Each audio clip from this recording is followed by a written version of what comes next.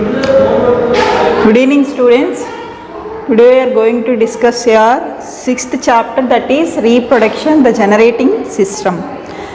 So still up to fifth lesson you are cross through different systems like digestive system, respiratory system, transportation system, excretory system, even So even like all other life process, even reproduction is also very important life process. Why there is the need of reproduction means the main purpose of reproduction for the continuation of the species or for the continuation of life.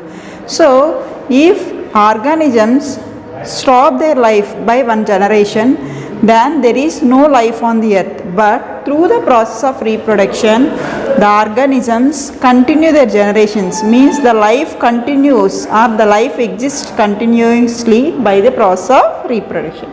So actually what is meant by reproduction means all organisms are capable of producing their offsprings or young ones. So the process of producing the offsprings or the process of producing the young ones we call as reproduction. So generally along not only for the continuation of life, for example from compared your childhood, you are grown up. So how your growth was possible, and for example if any wounds happen to your body, after few days they will be healed. So how this all happens means even in those process also reproduction involves. How means even in your body the cells continuously dividing and to add more number of cells, because of that only the growth of an organism is possible. Means here there is also reproduction of new cells in your body. Even for example any damaged parts after few days they will be healed, means in the place of the damaged cells the new cells will be produced by the process of cell division. So reproduction involves these all. So coming to reproduction will be different in different organisms. For example, if unicellular organisms like paramecium, based on the different conditions, it undergo different modes of reproduction. For example, if the conditions are favorable, the reproduction it just simply split into two by transversely, so it will able to produce two new paramecium. So that process we call as fission. In the fission means simply splitting. Again the fission includes either a binary fission means splitting into two, or multiple fission means the organism divides into many. So but in the one mode of reproduction takes place in paramecium, that is conjugation. So in the conjugation, when the conditions are unfavorable, the paramecium undergo conjugation process. In that two parameciums come close together and they exchange their genetic material. So even it is also similar like sexual reproduction, that we call as conjugation. So based on the either favorable or unfavorable conditions, paramecium undergo fission or conjugation. Then actually basing on the number of parents involved either and the reproductive units or gametes formed, the reproduction is of mainly two types. The first one we call as asexual reproduction and the second one we call as sexual reproduction. Asexual reproduction or sexual reproduction.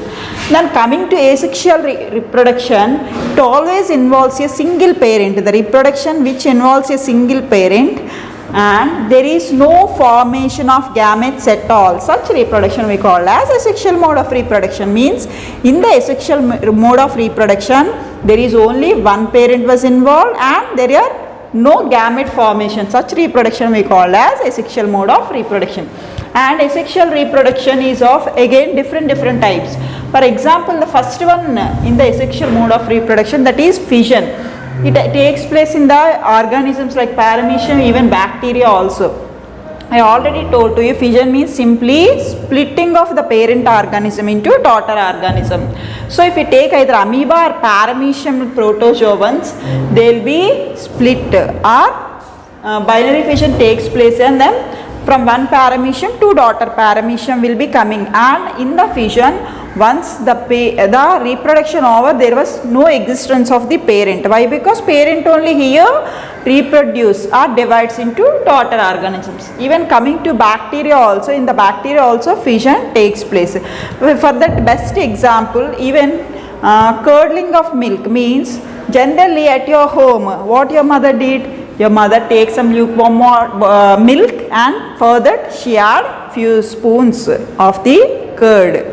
A curd or buttermilk. So after few hours the milk curdles and it settled into curd. Actually how it was happen means, the bacteria known as lactobacillus bacteria, it just convert the milk into curd. Means how it able to convert the milk into curd means, actually the number of bacteria, so the number of bacteria will be divided by fission and it will increase its number. So because of that more number of bacteria, there is the fastening of the conversion of milk into curd means. So for that only here, instead of compared to the cool milk, the lukewarm milk turns curd into a less time. So here the bacteria increases its number, and because of that bacteria colony only, the bacteria convert milk into curd. And the next process we known as budding. Budding mostly we seen in the unicellular fungi like yeast. So I already known yeast. So in the yeast cells, from its body surface, small bud-like structure arises, and this bud-like structure grows rapidly, and after that it will also take some nuclei from its parent yeast, and later it divides, and the bud, once the bud grows completely, it divides from the parent and it will grow as new individual that we seen in the yeast. Next one, fragmentation. So here fragmentation is a special process in which a piece of organism will be able to divide into a complete organism. So most of the lower organisms like algae, even fungi, some land plants have that capacity or ability to grow new individual from a piece or from a fragment, that we call as fragmentation. And regeneration, even regeneration is also similar to fragmentation. In some organisms, the body parts, most of their body parts are able to produce the whole body actually. Such we call as regeneration. Example is planaria. So in those organisms, either accidentally, if they lost any body part, they able to regenerate their body part. So that we call as regeneration. Even we seen in that wall lizard also, if its tail is cut somehow, after few days it able to regenerate its tail again. And the next one we call as parthenogenesis. Actually it was some special process in the parthenogenesis.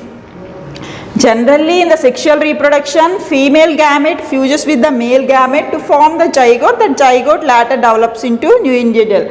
But here the parthenogenesis is a special.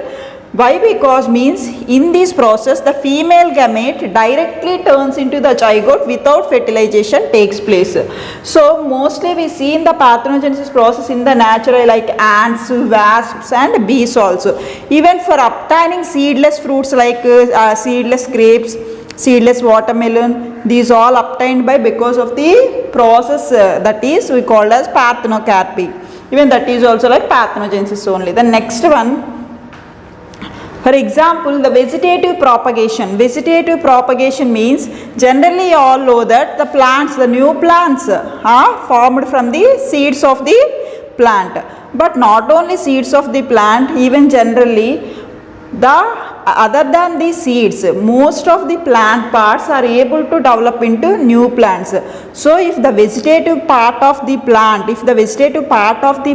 give rise to the new plant, that we called as actually vegetative reproduction or vegetative propagation. It's seen in the plants. So the vegetative propagation again of two types. The first one natural vegetative propagation, and the second one artificial vegetative propagation. So in the natural vegetative propagation methods, the plants naturally from their vegetal parts they form or develop the new plants. So first one, natural or vegetative propagation occurs by different parts of the plants. For example, in the plant like bryophyllum in Telugu we call it as ranapala. So at their leaf margin it have small buds, we call it as epiphyllous buds, and from that buds the new plants will be arises. So that is vegetative propagation through leaves occurs in bryophyllum. And the next one we call as vegetative propagation through stem. Actually the aerial stems, which are the plants which are having aerial weak stems, in those plants anyway those are very weak stems, that's why mostly while they are passing on the ground, if that contact with the soil, if the plants which are having weak stems like stolons or runners, if they pass on the ground, if they contact with the ground, immediately they develop some instant roots. What we call those roots means adventitious roots.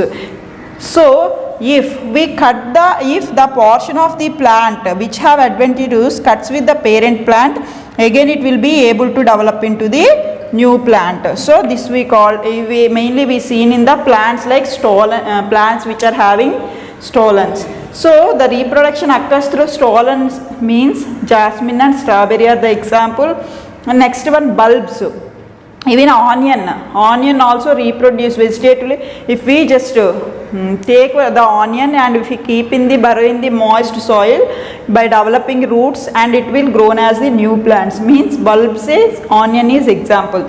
The next one, calm is also one modified stem that we call as example for calm is colocasia. And tuber, for the example of these all are the different bulbs, calms, tubers, these all are the stems only, but these are modified into different forms actually for storage of food.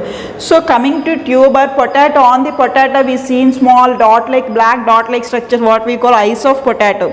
If we take the small piece of potato which already have the eye on it, if we buried in the soil, and it will able to give rise to the new plant. Even rhizome is also one modified stem, that is mainly we seen in the ginger and turmeric. So these all are the examples for the plants that are naturally propagated through the stems. Stolons example jasmine and strawberry, and for bulbs onion, calms colocasia, tuber potato, and rhizome ginger and turmeric.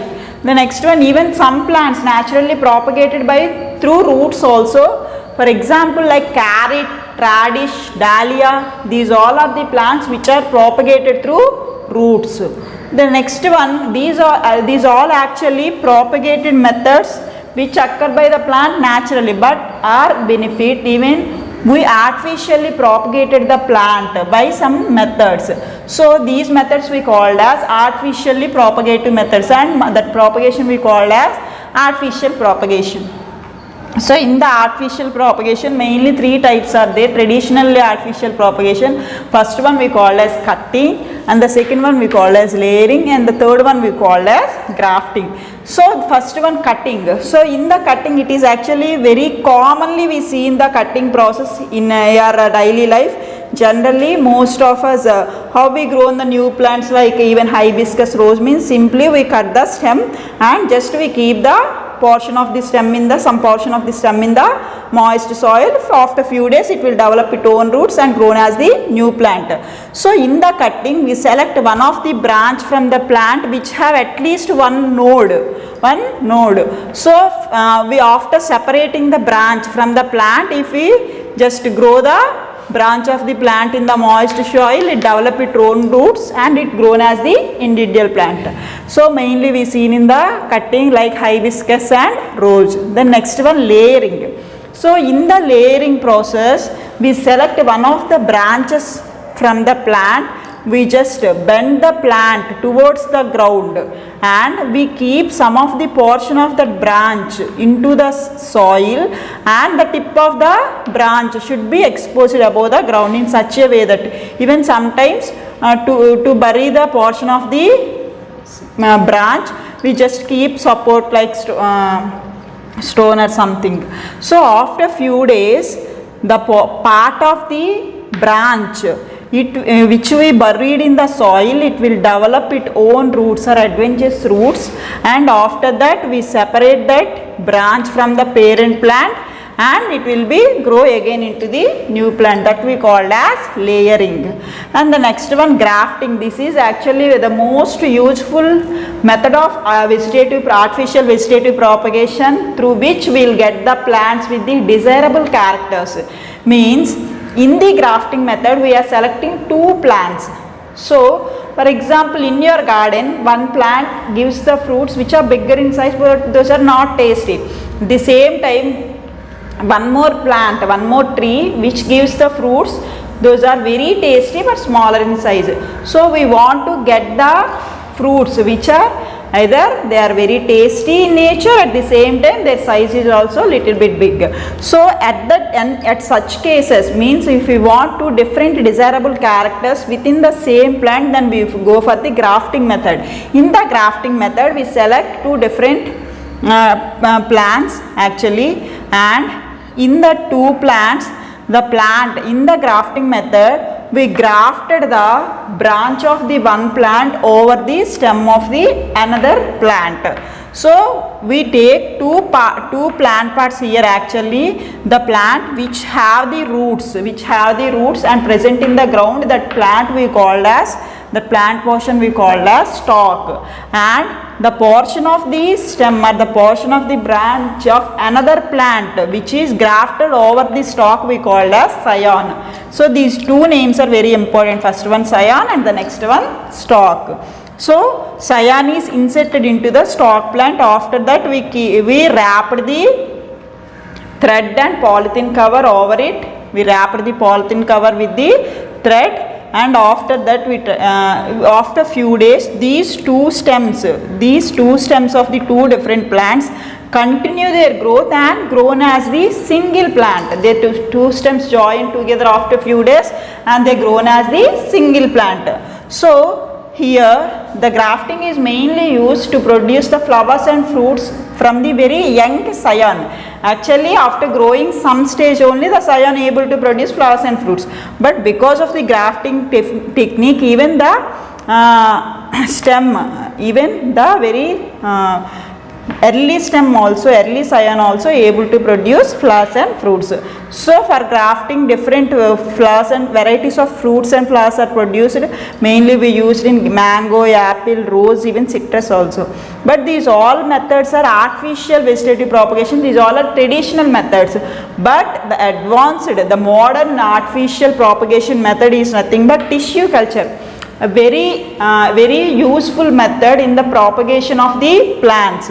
So in the tissue culture, simply they are taking either few cells or tissue of any part of the plant, either they are taking few cells or tissues of any part of the plant, and they transfer these tissue, either tissue or cell, into the growth medium which contain some growth hormones. Because of the plant growth hormones and the nutrients provided in the growth medium, the cells or the tissues are capable to give rise to the new plants. So because of the tissue culture, by using a few tissues or few cells, we are able to produce 1,000 number of plants also within the very less space also, and it is more efficient technique, the tissue culture. Here the ability of a plant cell or plant tissue to give rise to a complete plant we call as totipotency. Totipotency is nothing but the ability of the plant cell or the plant tissue to give rise to the new plant. The next one, mostly the fungi like bread mold. Bread mold means rhizopus, even mucor, most of the bacteria are reproduced through some special reproductive units called as spores. For example, if you see this is a structure of rhizopus like hyphae, and here the spores are also like seeds. These are also reproductive units. These spores develop in a special structure that we call as sporangium. So once the spores are developed completely inside the sporangium ruptures and the spores are dispersed through air, and when they fall on the ground, food or any surface, if the conditions are favorable, means like damp and wet conditions are there, these spores immediately germinate and develop to new fungi. And even not only fungi, the plants like ferns, fern plants also we see in the spores. Reproduction occurs through spores, but in the fungi we call the structure where spores developed as sporangium, but coming to ferns, the structure are nothing but the leaf which where the spores are developed, we called it as sporophyll. What we call the fern leaf is also known as sporophyll. And the next one, sexual reproduction. Sexual reproduction. So what is the major difference between asexual and sexual reproduction? Means asexual reproduction, here there is only involvement of the here there is only involvement of the single parent. But coming to sexual reproduction involves two parents. The same time the sexual reproduction always associated with the formation of special reproductive units we called as gametes. The reproduction which involves the formation as well as the fusion of gametes. The formation as well as the fusion of gametes takes place. Such reproduction we call as sexual mode of reproduction. And coming to humans, the sexual reproduction occurs between two parents, either male and another one female. Now we go through the reproductive system of both male and female. Then coming to first one, the male reproductive system, it having a pair of testes and a pair of vas deferens or seminal ducts. A pair of testes and vas deferens are seminal ducts, and even seminal vesicles, even urethra, penis, these all are the parts of the male reproductive system. So actually in the male reproductive system, the male gametes are nothing but sperms are formed. In the male reproductive system, the sperms are male reproductive gametes are formed in the testes.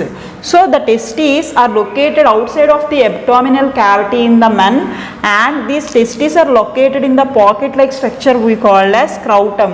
Why? Because for the proper motility and for the proper formation of sperms, there is a need of less temperature than compared to our body temperature. So because of that, the testes are located outside of the outside of the body in a pocket like structures we call as scrotum. So because the testes are located in the scrotum, it need the temperature is less than 2 to 2.5 degrees Celsius, lower than the body temperature.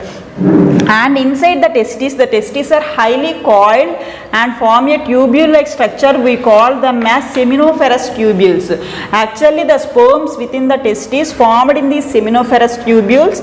From the seminiferous tubules, those are entered into the another small tube like structures known as vas efferentia. From the vas efferentia, these were all vas efferentia opens into the highly coiled structure which is wrapped over the testes we called as epididymis. In the epididymis, the sperms which are produced in the seminiferous tubules are temporarily stored. So where the sperms are temporarily stored means in the epididymis which is wrapped around the testes. And from the epididymis, these sperms are entered into the duct like structures known as either seminal ducts or vas deferens. And here two major glands known as prostate gland. Actually these are Cowper glands. Cowper glands and prostate glands are associated with the male reproductive system. And one more important structure is known as seminal vesicles. These seminal vesicles produce a fluid known as seminal fluid which help to provide nutrients to the sperms when they are outside of the body. And these prostate gland secretions help to activate the sperm cells, the secretions of prostate gland. So here the two seminal vesicles joins to the vas deferens and form a common duct we call as ejaculatory duct. Seminal vesicles through the small ducts they enters into the vas deferens and they form a common duct we call as ejaculatory duct. So through the ejaculatory duct, sperms mixed with the semen or seminal fluid passes, and finally from that ejaculated duct those are excreted through urethra. Urethra in male we call as urinogenital tract. Why? Because it is the common passage for both sperm and urine in the Later, through the ejaculatory duct, it opens into the urethra. The urethra is a common passage for both urine and the sperms in the males. That's why we call it as urinogenital tract. And even the Cowper gland secretions also help to neutralize the acidic medium for proper functioning of the sperm. And the sperms are the male gametes. Here this is the structure of the sperm. Sperm mainly contain three parts. Neck part, here this is actually head, neck and middle piece, tail. So over the head it having the small cap like structure that we called as acrosome. Acrosome of the sperm help the sperm to fuse with the ovum or the female gamete, and the neck connect the head and tail, and here the middle piece contain some mitochondria which provide energy by the cellular respiration while the sperm is moving. And the next one, female reproductive system of the human. Coming to female reproductive system, in the female reproductive system mainly three important parts are there. The first one we call as ovary, and the next one fallopian tube, and the wide structure, pear-shaped sac-like structure we called as uterus. And the uterus, opening of the uterus we call as cervix, and cervix finally opens to outside through the vagina. So first one, actually the ovaries are the female reproductive structures which are located in the abdominal cavity of the female. Coming to testes, those are located outside of the abdominal cavity, but ovaries are located inside the abdominal cavity of the female. A pair of ovaries are present actually. Because of the cell division, the ovums are known as female gamete. Ovum or egg are female gametes. First at early stages, these are formed in the special follicle like structures known as Graafian follicles. In the Graafian follicles, the ovums or eggs are developed in the ovary. In each ovary, in the every Graafian follicle, an ovum is present.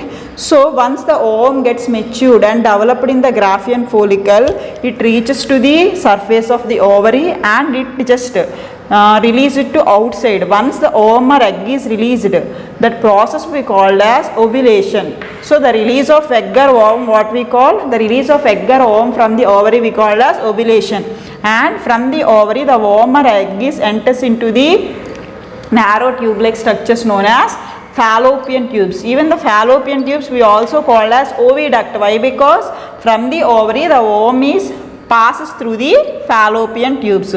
These fallopian tubes have some funnel-like structures which mashes over the ovary. So these funnel-like structure, once the egg or ovum released from the ovary, it will enter into the funnel-like structure of the fallopian tube and passes through the fallopian tube. Actually, the fallopian tube is the place where the fertilization takes place in the female. So the sperm from the male body enters into the female body and it will finally reaches into the fallopian tube of the female reproductive system. Even the ovum is also present in the fallopian tube. That's why the fusion of the ovum and sperm takes place inside the fallopian tube, and this particular step only we call as fertilization. So ovulation takes place in the ovary, and where fertilization takes place means fertilization takes place in the fallopian tube or oviduct. So once the fertilization takes place, the fertilized egg, what we call that fertilized egg means the zygote. So here the fusion of the male and female gamete to form zygote we call as fertilization. So fertilization is again where the fertilization process occurs.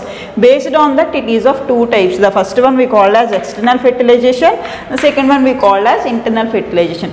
For example, if you see aquatic animals like fish and frog, in those animals the fertilization of the sperm and ovum takes place in the water, means outside of their body. So such type of fertilization, the fertilization which occurs at the outside of the female body, we called as external fertilization. So coming to, if we observe fish and frog, they release vast number of eggs. Even the male frog also release a million number of sperm cells. Because of they are continuously exposed to different atmospheric changes. That's why these animals produce a number of sperms and eggs. So in that there is only some eggs and some sperms only get fertilized. So such type of fertilization we call as external fertilization. But coming to developed animals, including birds, even all higher animals, humans, these all animals, a fertilization process occurs inside the female body. We called it as internal fertilization. So in the internal fertilization, actually the fertilization occurs in the fallopian tube. Once the eggs gets fertilized and it will form into zygote. That zygote, by the repeated cell divisions, it form a ball or group of cells that we called as blastocyst. Actually that blastocyst again later develops into number of cells, and again it form the structure called as embryo. What we call embryo, zygote, blastocyst, after that embryo. So this embryo later turns into the baby, and here the development of the embryo takes place in the sac-like structure known as uterus. The uterus is the place where the development of embryo until the baby, it is completely takes place in the wall of the uterus. The wall or the lining of the uterus we called as endometrium. What we call endometrium. That endometrium lining having this soft tissue which provide all the necessary conditions and nourishment for the growing embryo. So if the fertilization over, the developed embryo from the zygote will be entered into the uterus and it just embedded or sinks into the wall of the uterus. That particular step we called as implantation. So once the embryo developed and remaining all changes takes place in the uterus only. But if the fertilization does not takes place, the endometrium lining along with some blood vessels, it just ruptures and it lead to the bleeding. That process only we call as menstruation. It occurs for every 28 days in the females. So but if the fertilization takes place, again the endometrium walls get thickened and it is completely supplied with blood vessels for the proper nourishment of the embryo. And here the next one, once the embryo was formed, for the nourishment, protection, for all these purpose, the embryo around the embryo some membranes are formed. What are those membranes? Means chorion, amnion and allantois, yolk sac. These are the few membranes of the growing embryo. First one, chorion membrane. It is formed, it is the outermost membrane of the growing embryo, and here the membrane of the chorion of the embryo along with the uterus tissue of the mother, both together they form the special structure known as placenta. The chorionic tissue and the mother's uterus tissue together form a special structure known as actually placenta. This is very, very important. The placenta is the structure through which all the nutrients and oxygen are supplied from the mother to growing embryo. At the same time, all the waste and CO2 gases are diffused from embryo to mother. That structure we called as placenta. It is formed from mother's uterus as well as growing embryonic tissue. So after the chorion, the placenta is the tissue which acts as link between the mother and the growing embryo, and it is formed from both mother's uterus tissue and the chorionic tissue of the growing embryo.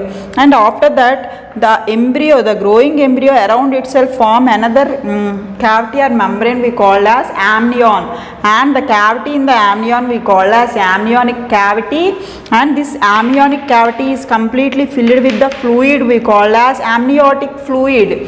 This amniotic fluid, it protects the growing embryo from the different shocks and blows, and it is very important structure. That amniotic fluid protects the growing embryo.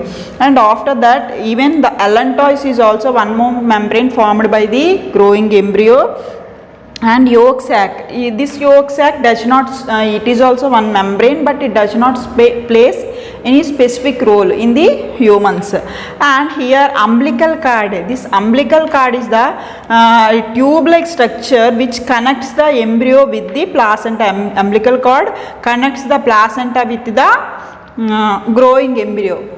It just makes connection between the placenta and the embryo. So here the placenta and mother's tissue and actually embryonic tissue does not mix at all.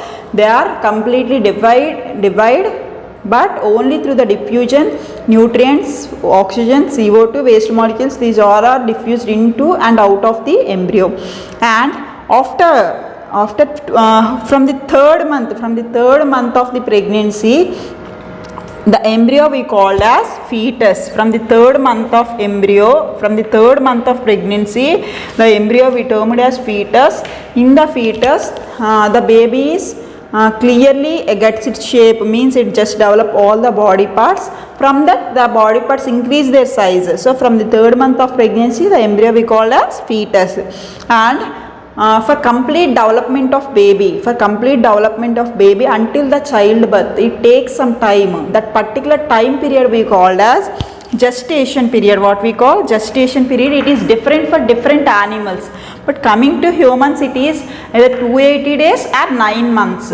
So once the gestation period is completed, the baby gets out of this mother's womb and enters into the new world.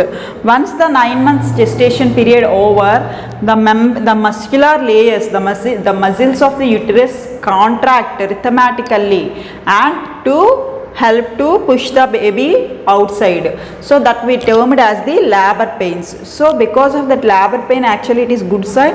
The labor pain, it leads to the but at the end of the 9th month, the head of the baby will be turns to the vaginal side. Means here vagina we also called as birth canal through which the baby comes out. So by the end of the 9th month, the embryo had turns towards the vaginal side, but in very peculiar special cases only, inside the instead of head, feet first turns to vaginal side. At that time the delivery becomes problem. So after that, because of the labor pains, the baby will be come to outside, and after the baby comes to outside also, the umbilical cord still remains attached to the baby. So then after that the doctors cut that, and here the mark of the umbilical cord only remains as the navel. Good evening students. We already discussed about the reproduction in animals, both sexual and asexual reproduction. Now we are going to learn about the sexual reproduction in the plants. And here the flower is the sexual part or the reproductive part of a plant, and the flower is responsible. So flower is the reproductive part of the plant, and the flower able to produce seeds, and from the seeds the new plants are arranged.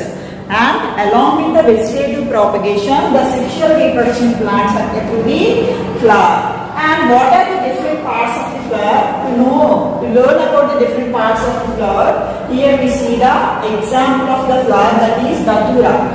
So datura flower we are taking example, and any flower mainly contain the parts of the flowers which are arranged in 4 folds. In that, the first one we called as calyx, the second one we called as corolla, and the third one we called as stamen, and fourth one pistil. If you take any flower, so the flower mainly is protected by the green color structure, green leaf-like structures which are arranged in first row, that we called as the calyx or sepal. You take any flower like hibiscus, rose, even datura, any flower. Below the flower, the green small leaf-like structures are present. Those we call as sepals or calyx. And below the calyx, in the second whole of flower, it is contain a very attractive color petals. So that we call as corolla. The second row of the flower consists of corolla. And the third part of the flower is known as stamens. These are actually these stamens contain the germ cells and male reproductive parts. And these stamen again is also known as androecium. What is that? Androecium. The stamen again contain two parts. One is the lobe-like structure, which we call as anther, contain two lobes, and in that actually the male gametes pollen grains are developed. And the sac-like structure which attach to the anther we call as filament. Anther and filament together called as stamen. Stamen is the male reproductive part of the flower. And the fourth part of the flower we call as pistil. Pistil is also known as gynecium. Even pistil is also called as carpel or gynecium. It is the female reproductive part of the flower. It includes again three parts. So the tip of the carpel or pistil we call as stigma. The long style structure we call as style, and the bulging portion which is in oval shape that we call as ovary. Ovary is the part actually where the ovules will develop. So the flower contains four parts. The first one we call as green color sepal or calyx, and the second one petals or corolla, and the third one the male reproductive part we call as stamen. Stamen is also known as androecium. The stamen include both anther and filament. And the fourth part we call as pistil. Pistil or carpel, it contains stigma, style and ovary. Most of the flowers here actually the stamen and pistil both are the reproductive part of a flower which contain germ cells, means which contain male and female gamete cells. So here stamens and pistils are the reproductive parts of a flower. And here the stamen, for example, if a flower contains either of the stamen or carpel, we call it as the unisexual flower. Means either it may be a male flower or either it may be a female flower. Why? Because it contains just male part either stamen or female part either pistil or carpel. So for example, if you observe mostly there are family plants but some of the flowers which include both stamens and carpel in them, means both male and female reproductive parts in them, we call such flowers as the bisexual flowers. Why? Because they include both male and female reproductive parts like stamen and carpel or pistil. So Madura, hibiscus, these all are examples of the bisexual flowers. And here we see that what are the actually reproductive parts, what are the different parts of the flower. But actually now we go learn how to the process of sexual reproduction takes place in the plants. So to understand further, we have to aware the structure of the ovary. Okay. So for example, first we just take this is the carpel or structure. Again it includes stigma, the tip of the carpel, and this one style, and this one is ovary. So ovary is the place actually where ovules are developed. So for the sexual reproduction, for the formation of seeds, there should be the transfer of pollen from the stamen should reach to the stigma of the flower. That process we call as the pollination. What we call that means pollination. Pollination means here actually the pollens are the male gametes. Pollen grains contain male gametes which develops inside the anther of the stamen. So to reproduce or for formation of seeds, here the pollen from the anther should reach to the stigma of the flower. That process we call as pollination. So pollination means the process of transferring pollen grains from anther to stigma of a flower. But here the pollination will be again of two types. How many types? Means two types. The first one we call as self-pollination, and the second one we call as cross-pollination. For example, the self-pollination means the pollination. In the self-pollination, the pollen grains of one flower reaches the stigma of the same flower. We call that pollination as self-pollination. So where this is possible means this is possible only in the bisexual flowers. Why? Because the bisexual flowers include both stamens and carpel or pistil within the same flower. That's why the pollen of that one flower reach the stigma of that same flower. Such pollination we call as self-pollination. But coming to another one we call as cross-pollination. So in the cross-pollination, the pollen grains of stamen reach to the stigma of the another flower of the same plant or of the different plant. Such pollination we call as cross-pollination. This takes place in the unisexual, even bisexual flowers also. Why? Because here in the cross-pollination, the pollen of the stamen reaches to the pollen grains from one stamen should reach to the stigma of another flower of the same group, or another flower of the same plant, or another flower of the different plant of the same group we call as cross-pollination. And once the pollination happens, here the pollination occurs by different agents. The pollination occurs either through wind or either through water, even by birds, insects, the animals. These all are responsible in the part of pollination. Mostly the pollination done by the insects. So here once the pollen grains reach to the stigma of the carpel, immediately the stigma secretes some sugary substance, some sticky substance which include sugars and amino acids, which provide nutrients for the germination of the pollen grain to form the pollen tube. So once the pollen grains reaches fall on the stigma, it starts germinating and form a pollen tube. And here we have to learn about the structure of the ovule actually. Ovule is the female reproductive part which are developed inside the ovaries, and if you observe the ovule, it is covered by some membranes or layers. We call the membranes as integuments. And the ovule, inside the ovule there is a small microscopic oval shaped structure that we call as embryo sac. This we call as female gametophyte. So what is the female gametophyte of the ovule means? Embryo sac, microscopic structure present inside the ovule. It is a female gametophyte. And if you observe the structure of the embryo sac is a special structure which is made up of totally 7 cells with the 8 nuclei. Most of the flowering plants contain the embryo, which include 7 cells, but those are 8 nuclei. So in these, the three cells, what we call the mass antipodals, and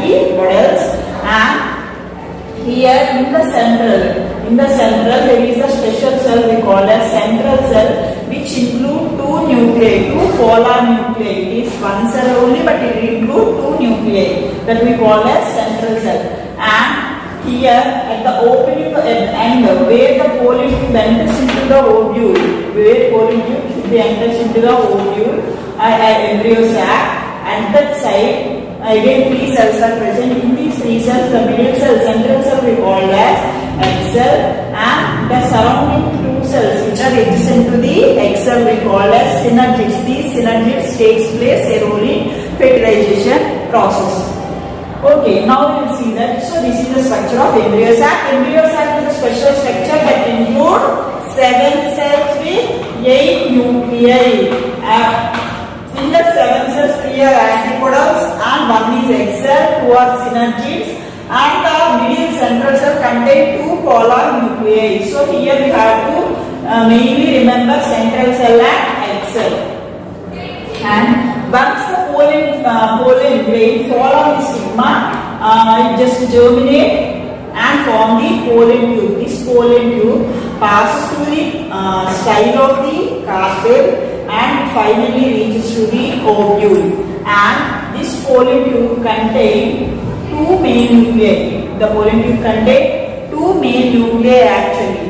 So these 2 main nuclei reaches to the embryo sac, and here the most important fertilization takes place.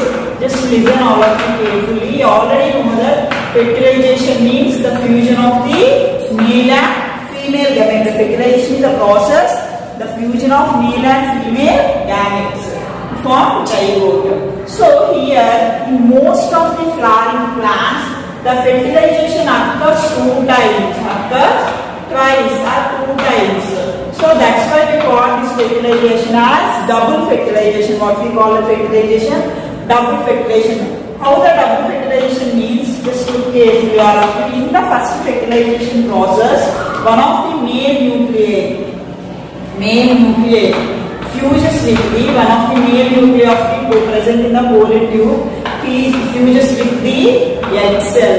So it leads to the formation of zygote. It leads to the formation of zygote. Here 2n means diploid state of the chromosomes indicates. And here once the first fertilization over, even the another male nuclei present in the pollen tube will enter into the central cell. But before that, the two nuclei present in the central cell at the time of fertilization, the two nuclei join together and form a single nucleus that we call as fusion nucleus. So second male nuclei of the pollen tube fuses with the central cell.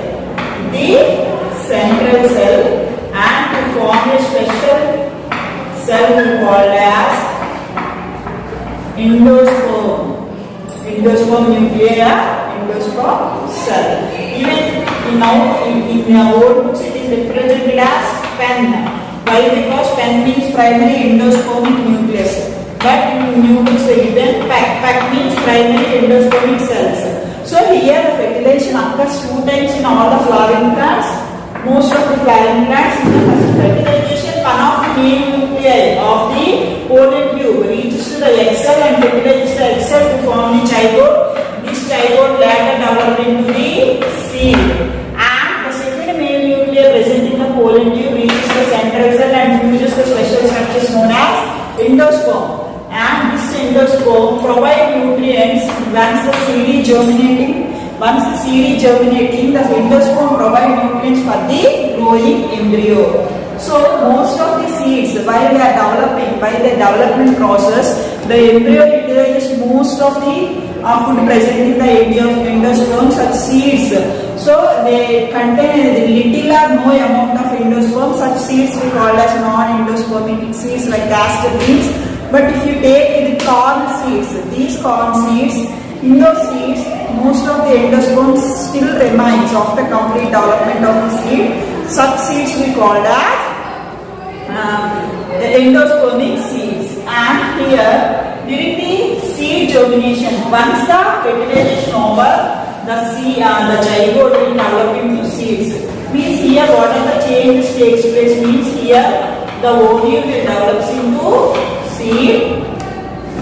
The ovule will develop into seed, and what is that? The ovary will develop into fruit, and remaining most of the structures will be shrivel off, means fall off. Even integuments also sometimes remains as the layers over the seed or seed coat. They form the integuments of ovule, they form the seed coat. Mainly these two changes you need to remember. Ovule will turns into seed after fertilization and ovary will develop into fruits. Once the seeds are formed, these seeds will be germinated into the new plant. During the seed germination process, you just observe that the seeds contain the special structures. The content we call as cotyledon, what we call cotyledons. So if the plants contain only one cotyledon, we call the plants as monocots. What we call monocots. If the plants contain two monocots, rice, wheat, most cereal family plants, means grass family plants like wheat, rice, corn, these all we call as monocots. But if the plant contains two seed leaves or cotyledons, we call them as dicots. For example, all the pulses family like black gram, red gram, bengal gram, even groundnut, moong dal, these all seeds contain two cotyledons or seed leaves in them by germinating. Such seeds we call as dicots. And at the time of germination, we observe the seed contain these three important structures. This one cotyledon and these two small structures. This is plumule and this one radicle. Plumule later develops into the shoot of the plant, means stem goes on, and this radical part later develops into the root of the plant. These are the changes takes place. So the next topic is cell cycle. So here the cells continuously divide to form new cells, which is actually needed for our body growth, even for repair of damaged body parts or healing of wounds. Even for the process of reproduction also, there is a need of cell division. Coming to few scientists who came across in the cell topic. So for first, Rudolf Virchow, who was one of the proponent of cell theory, he is given the phrase that unicellular decellular means all the new cells are arised from the pre-existing cells, means all the new cells are came from the old cells. The phrase like unicellular decellular, that was given by the Rudolf Virchow. And the next scientist, Robert Remak, he observed the different embryos which are undergo the process of cell division. He stated that, Remak stated that the binary fission of cells actually the means of reproduction in the animals. The binary fission means simply one cell fished or split into two new cells. So that is actually takes place during the reproduction stated by Robert Remak. And the next, Walter Fleming. So until that, the scientists thought that some threadlets, actually while he observing the cell division in various cells, he found that very fine thread-like structures which are present in the nucleus of the cell. And these thread-like structures split longitudinally during the process of cell division. That's why he called that the type of division as mitosis. Walter Fleming, he observed many cells, and in the cells the nucleus was present. In the nucleus the thread-like structures known as actually mitose, and he called that process as mitosis. Why? Because these thread-like structures just simply splitting into two. That's why we call the division as mitosis. Mitose means 5 threads. So later, at that time they don't know what are the thread-like structure. Later, by staining techniques, some of the structures in the nucleus of the cell, they take more strain and they are clearly visible, and that thread-like structure later they are called as chromosomes. And next, one more scientist, Wilhelm Rauch. He stated that the chromosomes are the thread-like structure. They carry the set of heritable elements. Here, what are heritable elements means? Actually, the heritable elements are known as genes. Actually, every cell contains nucleus unit, which is the cell's control room. And in the cell's control room, actually, the important structures known as chromosomes are present. These chromosomes contain set of heritable elements, means the set of heritable elements are nothing but genes actually. So the nucleus contains genetic material in the form of DNA, and the segments of DNA, the portions of DNA we call as genes. These genes are exist on the thread-like structures known as chromosomes. So this genetic material actually decides the characteristic of a living being. Every character of living being was determined by the genetic material of DNA, and the segments are the portions of DNA we call as genes. These genes are present on the chromosomes present in the nucleus. Actually, at normal time, means when the cell not divide, means that when the cell is not participating in cell division, at that time the chromosomes are not visible yet, not actually those are invisible. That's why they are present small thread-like structures. These are present in network-like structure. That network is called as chromatin network. Means here the chromosomes are not visible clearly when the cell is not divided.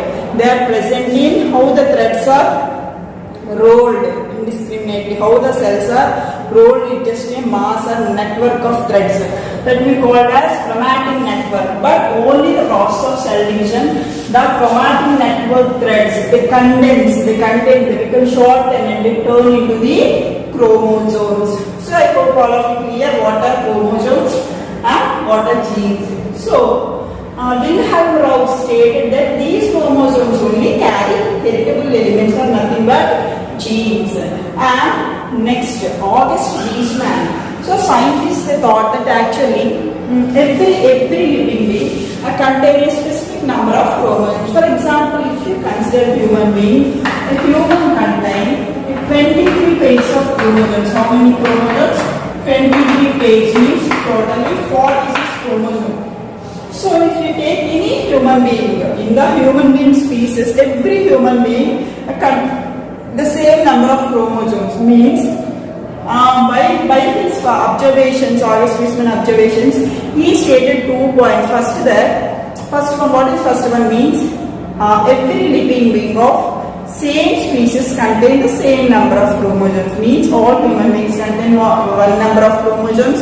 For example, all tigers contain same number of chromosomes, all mango trees contain the same number of chromosomes. And he also stated that a very important point, the chromosome number will not be changed from one generation to another generation. Means here how many chromosomes are present in a parent cell, what are the daughter cells after the cell division, even the daughter cells also contain the same number of chromosomes. So actually how that was happened later we will see that. So he stated that every organism of the same species contains same number of chromosomes and the chromosome number remains constant even after successive generation, means from one generation to another generation. And Theodore Boveri, he just given the schematic picture of the mitotic cell division.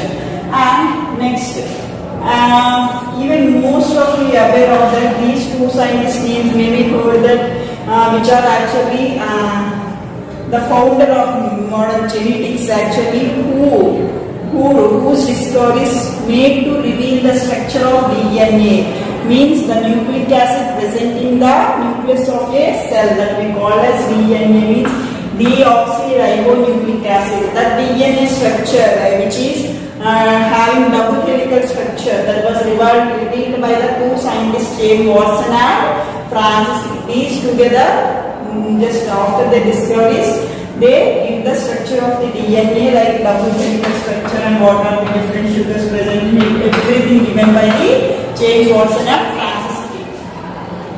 And coming to cell division in human beings, for example, if you take the different parts of your body, all the cells will not have the same type of dividing capacity. For example, if you take either heart or brain, the cells in those parts will not divide ever. Means once the cell is damaged in those parts, they may not be replaced by the new cells. But some of your cells in your body, they have a great dividing capacity. For example, blood cells. So you know that the red blood cells are RBC. The red blood cells are RBC, having 120 days of lifespan. After 120 days, these RBC destroyed in the liver and spleen. And the bone marrow means the dark red color portion which is present in the long bones. This bone marrow actively producing the new blood cells. That's why even the old RBC destroyed, at the same time new RBC were formed. So even healing of wounds, any wound happen to your body parts, even skin, all those will be replaced by new cells within the few days. So for these all, the cell division is most important. And here now you will see that actually what is the cell cycle means. For example, the cell division, generally cell division we call as mitotic division, and that division, the cell division, mitotic division or mitosis, for completion of one cell division or for mitotic division, it nearly takes 40 to 60 minutes, means it nearly takes 1 hour. But here for readying of mitotic phase, For the participation of mitotic division, the cell need to prepare itself. The cell need to prepare itself. So the time gap between the two mitotic divisions we call as interphase.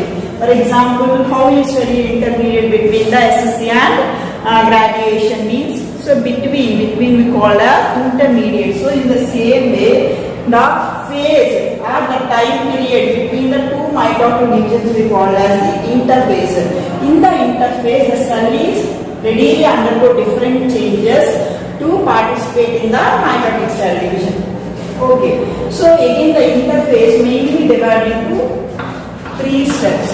First one G1, second one S, and the third one G2. Here G1 means gap 1 phase, S means synthesis phase, and G2 means gap 2. So what are the different changes takes place in these three? For example, G1 in the gap 1 phase, the cell size actually increases. And coming to S phase here the most important process takes place in S phase, that is DNA synthesis or duplication of chromosomes. Very important. Why there is the need to duplication of chromosomes? For example, one of our human cell will be divided with having 46 chromosomes. So if the cell will be divided into two cells, so one cell will get 23 chromosomes and one cell will get 23 chromosomes. Again, this cell will divide 2 chromosomes means still that number will be half. But that is not happening actually. Why? Because all the cells of your human body contain a same number, means only 23 takes a 46 chromosomes. So how this has happened? How this is possible means before undergoing the cell division, the chromosomes present in the nucleus of cells become doubles means here the genetic material that the DNA makes its own copy, means it just makes similar copy or similar xerox. How we take one original into one xerox paper, in the same way one of the DNA molecule, for example this is the DNA molecule, it just divided into 2 strands. And this strand will make its own copy and this strand will make own copy. In this way, the DNA gets doubled, even the chromosomes also duplicated, means doubled. So, because of that only, for example, before undergoing the cell division, the number of chromosomes will get doubled, means 46, 92. So, because of that, again these two cells also get having 46 chromosomes only. So this is major important step. Because of this only, the number of chromosomes remain constant in every cell within a living being of the same species. Okay, now? So S is the DNA synthesis, duplication of chromosomes. Next G2 phase. In the G2 phase, the remaining cell arguments also divide to distribute equally to the 2 daughter cells. So we will see that what are actually 2 types of cell divisions are there. Most commonly for all normal vegetative cells or somatic cells, except the reproductive cells are gametes remaining all cells of your body we call as vegetative cells or somatic cells. These all vegetative cells, the type of cell division we call as mitosis. From the mitosis, by the end of the mitosis, from one cell we get 2 cells, and here this is the 2n. 2n means this indicates the chromosome state, means diploid, means for example one cell contains 2 sets of chromosomes. Even the 2 daughter cells also contain 2 sets of chromosomes. So in the mitosis, by the end 2 daughter cells are formed, and the daughter cells also have the same chromosome number, and even in the diploid state, means just the Xerox copy of their mother cell or parent cell. And coming to meiosis division, for example, your body contains 46 chromosomes. During the process of reproduction, the body produces female gametes known as ovules. For example, if the ovum contains 46 chromosomes, even the male body also contains, the male body cell produce the male gametes known as sperm cells. Just imagine if ovum contains 46 chromosomes, even if sperm contains 46 chromosomes, Because of the mitosis, the number of chromosomes will be same as like the parent cell. So for example, if the mother cell, from the mother cell, if the ovum having 46 chromosomes and the sperm having 46 chromosomes, during the fertilization process, the ovum and sperm fuse together and to form the zygote cell. And how many number of chromosomes in the zygote? There is totally 92. For example, if the zygote, again in the next, this is, for example, this is first generation. So in the next generation again, this cell and this cell divide. How many? 194. So this gets double like this. So if the chromosomes number doubles means even the characteristics also changes, but this does not happen. So to avoid that, during the formation of reproductive cells or during the formation of gametes like sperm and ovum, there is a special type of cell division takes place that we call as meiosis. Meiosis is quite different with the mitotic. Why? Because during the meiosis process, what are the female gamete like ovum and sperm will get only the half number of chromosomes, from the parent cell. Means, for example, if the cell having 46, how many the ovum receive? 23. If the cell having 46, how many the sperm receiving? 23. If again they unite, they together join, the new zygote also having 46 chromosomes. How it was possible means only because of the meiosis. Even that's why meiosis is also known as reduction division. In the meiosis, in the mitotic division, the chromosome number will be same as the parent cell, but coming to meiotic cell division, the number of chromosomes will be reduced to half, and the meiosis takes place only during the formation of ovum and egg. Sperm cell means only during the formation of gametes in the sexual reproduction. Because of that only, even the sperm and ovum join also, the zygote will receive the same number of chromosomes. Again, the zygote by mini cell divisions it forms into embryo, and at that time again mitosis only takes place, but meiosis only occurs during the formation of gametes, means during the formation of sperm and ovum. So that is very important. And the state of the chromosomes, for example, if the parent cell contain 2n, here 2n indicates means 2 sets of chromosomes. In the mitosis, the parent cell, the daughter cell both having same sets of chromosomes, same state means same number of chromosomes, diploid state. But during the meiosis, for example, if the daughter cell having 2 sets of chromosomes means 2n, but the daughter cell will have only 1 set of chromosomes. Why? Because chromosomes number get half now. That's why if 2n means 46 means how many will receive? Only single n means only 23. So that is very important. Now we will see that what are the different sequences change takes place in the mitosis. Mitosis again it includes 4 stages. First one prophase, metaphase, anaphase, telophase. Prophase, metaphase, anaphase and telophase. In the prophase, actually I already told to you, when the cell is not divided, the chromosomes are actually invisible under the light microscope also, invisible. So actually the chromosome not visible in the thread-like structures. These are like small reticular structures that we call as chromatin threads, chromatin network, what we call them, chromatin threads.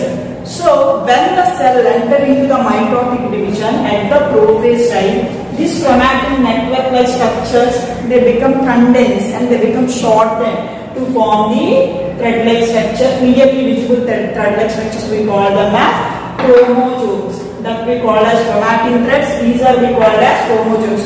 So when we see in the formation of chromosomes from chromatin means in the prophase, and in the prophase time, the nuclear membrane which surrounds the nucleus and the nucleolus small structure present in the nucleus of the cell both start disappearing, nucleolus and nuclear content starts slowly disappearing. These also changes.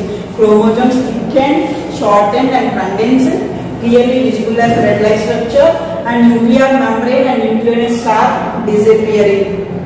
Even the centrosome is a rod-like structure present only in the animal cells every time, but in the plant cells during the cell division the centrosome is present. So here the centriole starts producing thread-like structures. We call them as spindle fibers. In the prophase only, the centriole rod-like cell organelle present in animal cell and clearly producing spindle-like structures. We call them as spindle fibers. These all are the changes takes place in the prophase. And coming to metaphase, the spindle fibers and here even the chromosome also splits longitudinally, and here in this way it splits, and here it forms two chromatids, and these two chromatids will be attached at the centromere region. Here they will be attached at the centromere. In the metaphase, the two chromatids will be completely because of the formation of spindle fiber. The spindle fiber attached to centromere of chromosomes, and these all centromeres of the chromosomes move to the equator, and it will appear like this. Means all the chromosomes, centromeres are appear at the center of the nucleus. This is metaphase. And coming to anaphase, these spindle fibers starts contracting. Because of that, the centromeres which are attached to spindle fibers also pull towards the poles. That's why the chromatids will be separate at the centromere region, and they will be moved to the opposite poles. So, and telophase, this is the last phase, and during the telophase, simply we can say that this is opposite to prophase. During the telophase, the chromatids again will be start changes into chromatin-like structures, and the nuclear membrane start appearing. Even the nucleus also start appearing again, and here the spindle fiber starts slowly disappearing, and nuclear membrane forms around the chromosome. If it is plant cell, the cell membrane along with the cell wall also start producing, and remaining wall cell organ starts appearing, and here two daughter cells will be formed. The nucleus will be divided, two nuclei will be moved into different poles, and the nuclear membrane, the cell membrane, everything starts appearing. So until the end of two daughter cells are produced. Meiosis is also same, but in the meiosis again two phases are there. Meiosis 1, meiosis 2. In the meiosis 1, the chromosomes will divide only once, but the cell divide twice. At the meiosis 1, totally two cells are formed. But these two cells again enter into meiosis 2, and finally it leads to the formation of four haploid cells. Means four cells which are having half number of chromosomes to their mother cell, a parent cell. And so this is the cell division over. And the next category, reproductive health. So even especially coming to adolescence, it is very important to maintain hygiene and the reproductive health. Many changes takes place at the adolescence age. Already in 8 plus adolescence lesson you crossed those all changes and you learned about those all. And here there is different pressures for the adolescence at that age. Means here some pressure from the peer group or your friends to insist some bad habits and to insist to some bad things, but you have to should be positive and you have to just simply avoid those all. Why? Because this is actually not good for you. So even our government just declared the 18 years for marriages for girls and 21 for boys. And here if the girls marriage at early age, it lead to the health problems of the mother and the newborn baby also. So that's why avoid the early marriages and child marriages. And the next one, STDs. STDs means sexually transmitted diseases means some diseases. Anyway, sexual reproduction involves parents and two partners. That's why there may be a chance to spread the infections from one partner to the another partner. So to avoid that,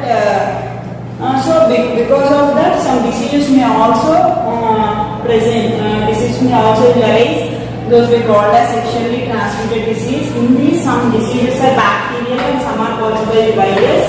And here the bacterial STDs, example syphilis and gonorrhea. Syphilis and gonorrhea.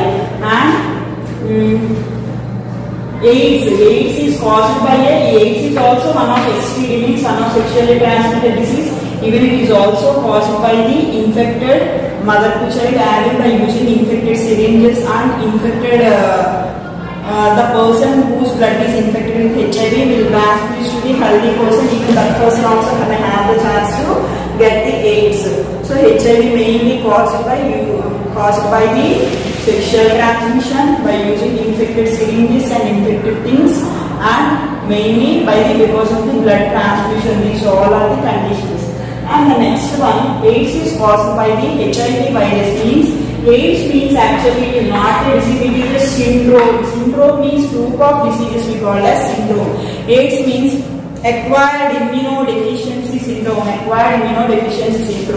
It is caused by a virus known as HIV, means human immunodeficiency virus. So once the HIV enters into your body, just target your T lymphocytes or immune cells of your body. That's why your immune system become weak and you are prone to all diseases.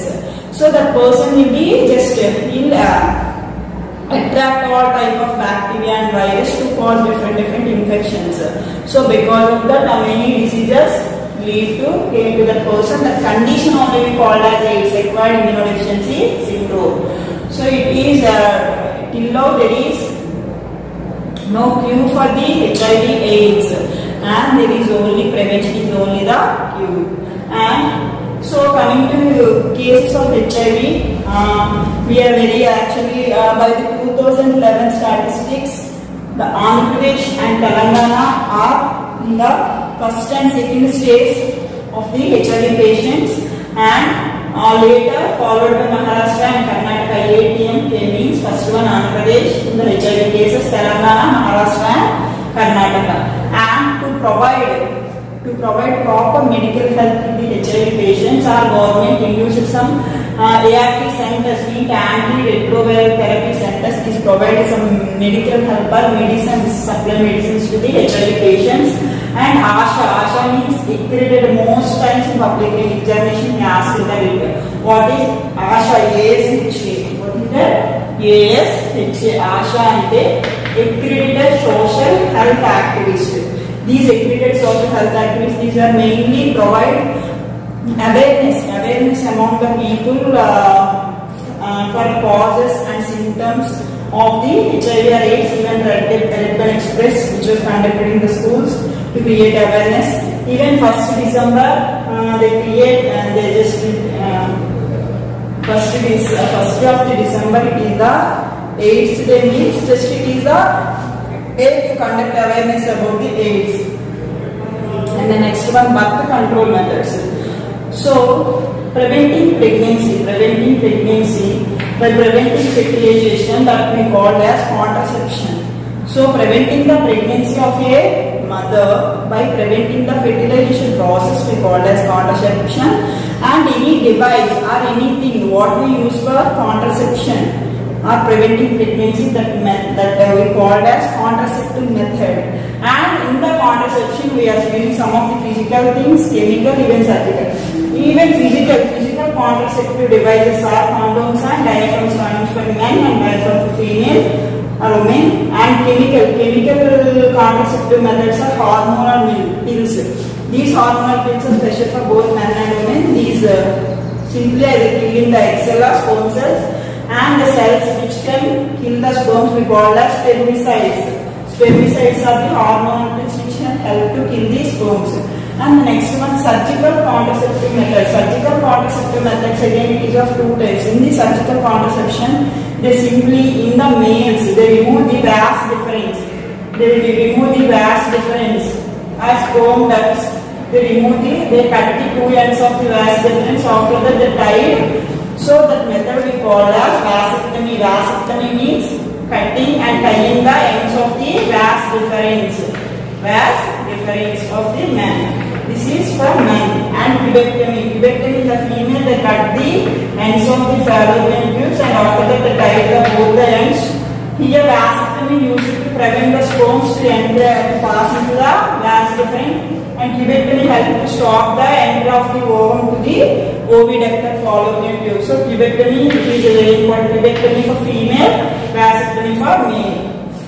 And to some devices like copper T. Copper T is also one intrauterine device which is cut by the doctors in the uterus region.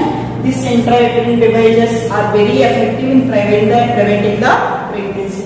So here, by just knowing good habits and by just following the good habits, you just simply keep your health in a better way.